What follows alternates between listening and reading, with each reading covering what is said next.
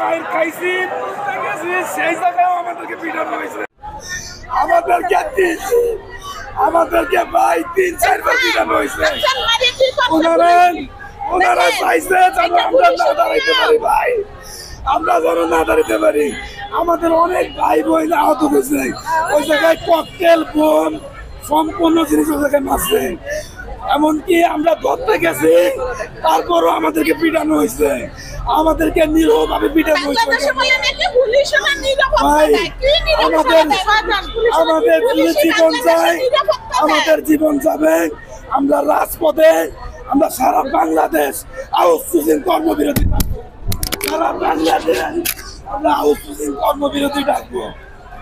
আমাদের এত জীবন যায় যাবে ভাই, আমাদেরকে বারবার পিটানো হয়েছে যেন আমরা ওইখান থেকে উঠতে না পারি ভাই। একজন আহত নারী কর্মীকে একটু বলবেন কি দাম, কিভাবে আসলে তিনি আহত হলেন? ওই যে মারছে, আমি তো অনেক ছিলাম, আমরা তো দাঁড়াইছিলাম,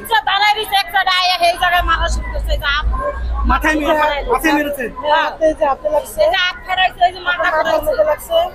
কি জানি মারছে পানির সাথে। আর কি করবো, আমরা আর কিছু করার নেই, আমরা তো আহত হয়েছি। আমাকে পুলিশেরা নিরাপত্তা দেয়, পুলিশের আরো জ্ঞান। আপনাদের চাকরি কিভাবে হারিয়েছে? আমাদের চাকরি টেন্ডারের মাধ্যমে হয়, নতুন টেন্ডার হয়, আবার টেন্ডার নতুন করে লোক নেই।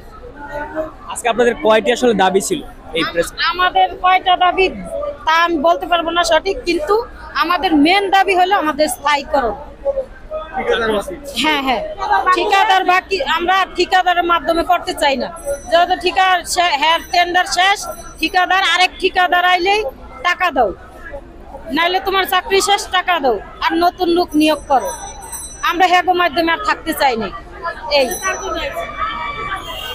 তার মানে হচ্ছে আমরা যতটুকু জানতে পেরেছি আপনাদের কারো চাকরি চলে গেছে, সেই চাকরির পুনর্বহাল, স্থায়ীকরণ এবং হচ্ছে ঠিকাদারের মাধ্যমে আপনারা নিয়োগ চান, এই তিনটা দাবি। হ্যাঁ, একটু গুছিয়ে বলুন। অনেকের চাকরি গেছে গা, আমাদের ওইদিকে অনেকের চাকরি গেছে গা, বেতন ঠিক মতো এই যে 2 মাস আমরা এখন বেতন পাই না।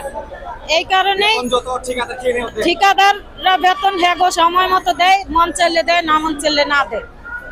কিসে কতজনের চাকরি গেছে, কতজনের সামনে যাইবো এরকম আশ্বাস আছে। এই কারণে আমরা নামছি। হ্যাঁ, আমরা এই স্থায়ীকরণের লেগে নামছি। আমরা আরেকজনের বক্তব্য একটু আগে আপনার থেকে শোনাচ্ছিলাম, তারপর একটু সুষ্ঠু বিচার চাই, আমরা বিচার চাই।